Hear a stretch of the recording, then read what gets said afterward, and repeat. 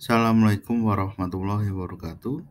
Berjumpa kembali dalam video mata pelajaran sejarah kelas 12 semester 2. Pada video kali ini kita akan membahas konflik-konflik yang pernah terjadi di negara-negara di benua Eropa. Ada 3 tema yang akan kita bahas dalam video kali ini, antara lain adalah konflik di Bosnia, konflik di Crimea, dan konflik di Nagorno-Karabakh. Mari kita masuk pada tema yang pertama, yaitu konflik di Bosnia. Konflik di negara Bosnia ini dilatar belakangi oleh keinginan Serbia untuk menyatukan lagi wilayah Yugoslavia menjadi Serbia Raya oleh Presiden Slobodan Milošević. Di daerah Bosnia juga terdapat warga etnik Serbia, sehingga Serbia ingin menginvasi daerah tersebut untuk melindungi etniknya. Di sisi lain, ada juga isu SARA anti-ras tertentu yang merebak dalam perselisihan antara etnik Kroasia dan Bosnia. Sehingga terjadilah yang namanya genosida. Serbia tidak setuju untuk pembentukan negara Bosnia-Herzegovina setelah pembubaran Yugoslavia oleh etnik Bosnia dan Kroasia. Selain itu, krisis ini juga diperparah oleh krisis ekonomi akibat pemisahan diri dengan Yugoslavia, menambah buruk keadaan dan memicu untuk menginvasi daerah lain. Pada perkembangannya, konflik ini terjadi karena ada beberapa kondisi yang tidak sesuai dengan harapan masyarakat dari Bosnia, yaitu adalah pembentukan Serbia Raya bekas negara bagian Yugoslavia. Yang kedua adalah etnik Bosnia dan Kroasia justru malah membentuk negara Bosnia-Herzegovina.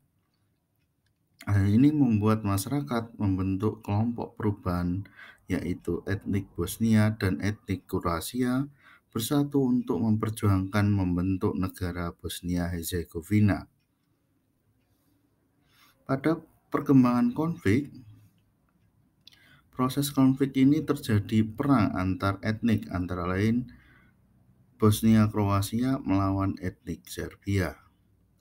Untuk meredakan konflik, akhirnya disepakati perjanjian dan terciptalah struktur sosial politik yang baru melalui perjanjian Daytona untuk membagi wilayah 49% untuk etnik Serbia dan 51% untuk etnik Bosnia dan Kroasia. Di akhir konflik, PBB juga berupaya untuk menghentikan peperangan melalui campur tangan NATO dalam menengahi dan menghentikan peperangan. Selain itu juga diselenggarakan perjanjian Daytona 14 Desember 1995 sebagai akhir peperangan untuk membagi wilayah Bosnia, Kroasia, dan Serbia. Mari kita lanjut ke tema yang kedua, yaitu konflik di negara Crimea. Latar belakangnya, Crimea ini dihuni sebagian besar etnik ras Rusia masuk dalam kawasan negara Ukraina. Di lain pihak, Rusia ingin melindungi etnik Rusia yang berada di kawasan Ukraina di Crimea.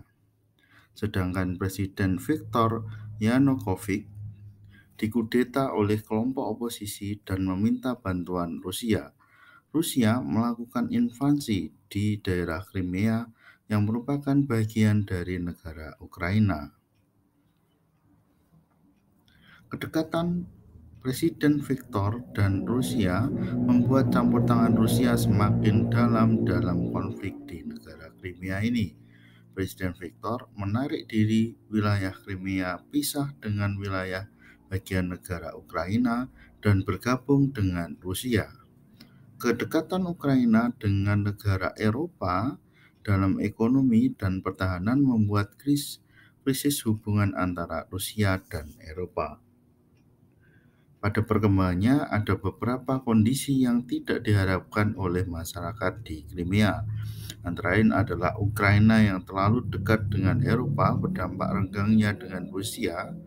Pembangunan di Crimea ini selalu tidak merata, dan yang ketiga adalah keinginan etnik Rusia di Crimea untuk bergabung dengan negara Indo. Hal ini mengakibatkan munculnya gerakan kudeta pemisahan diri yang dipimpin oleh Presiden Viktor Yanukovych melakukan pemisahan diri wilayah Crimea dari Ukraina. Pada perkembangan konflik, proses gerakan ini diawali dengan peristiwa perang antar kelompok pemberontak yang didukung oleh Rusia dan Ukraina. Gerakan ini dipimpin oleh Presiden Crimea Viktor Yanukovych. Hasil dari gerakan ini muncul struktur baru, yaitu wilayah Crimea berhasil dikuasai oleh militer Rusia dan membentuk pemerintahan yang baru. Selain itu, Crimea dijadikan benteng pertahanan Rusia. Akhir dari konflik di Crimea ini terjadi antara lain Rusia berkepentingan untuk mengamankan Crimea dari pengaruh Eropa lewat NATO. Yang kedua, ketakutan akan serangan NATO ke Rusia akibat penetapan sistem pertahanan NATO di wilayah Ukraina.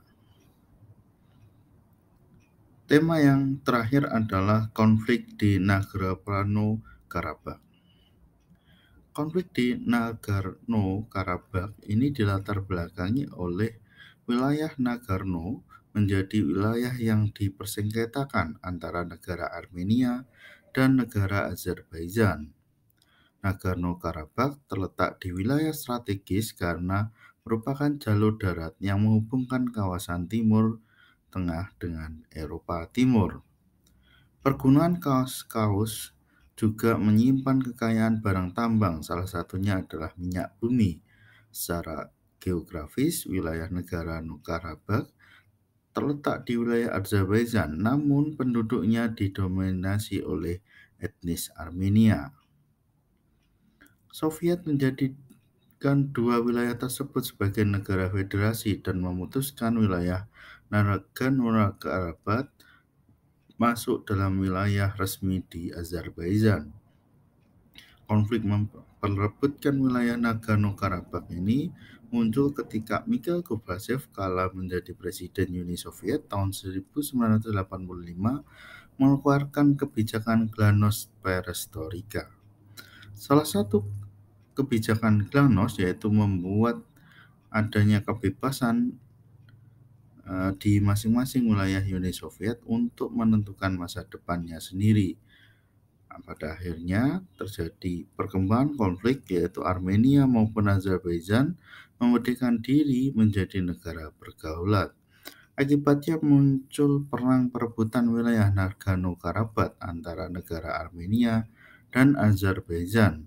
Secara garis besar, perang tersebut terbagi menjadi dua fase 1 dan fase 2. Pada fase 1, tahun 1988 sampai 1991, ini disebut sebagai fase konflik antar etnis. Fase ini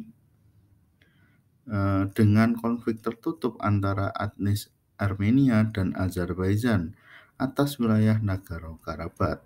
Pada fase 1 ini, negara-negara tersebut masih merupakan bagian dari Uni Soviet. Namun, setelah muncul kebijakan Glasnost, sengketa Nagorno-Karabakh kemudian berubah menjadi konflik terbuka antar etnis. Konflik pada fase ini cenderung masih berupa kontak senjata yang intensitas dan ruang lingkupnya masih terbatas. Fase kedua 1992 sampai 1994.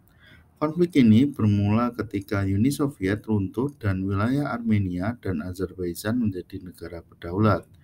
Dampak dari kemerdekaan dua negara ini adalah munculnya saling klaim atas hak wilayah Nagorno-Karabakh.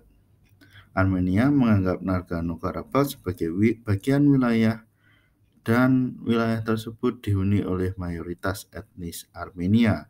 Sedangkan Azerbaijan tetap mengklaim Nagorno-Karabakh adalah bagian resmi wilayah seperti saat masih menjadi bagian dari Uni Soviet. Fase 2 ini merupakan fase perang terbuka antar negara karena masing-masing pihak menerjunkan pasukan militer dengan berbagai persenjataan. Perang berakhir tahun 1994 dengan kemenangan etnis Armenia, namun persengketaan atas status Nagorno-Karabakh tetap berlanjut hingga sekarang karena masih belum ada mencapai titik temu atas solusi baik dari kedua negara tersebut. Demikian video kali ini, apabila ada kekurangan saya mohon maaf. Sampai jumpa dalam pertemuan selanjutnya. Assalamualaikum warahmatullahi wabarakatuh.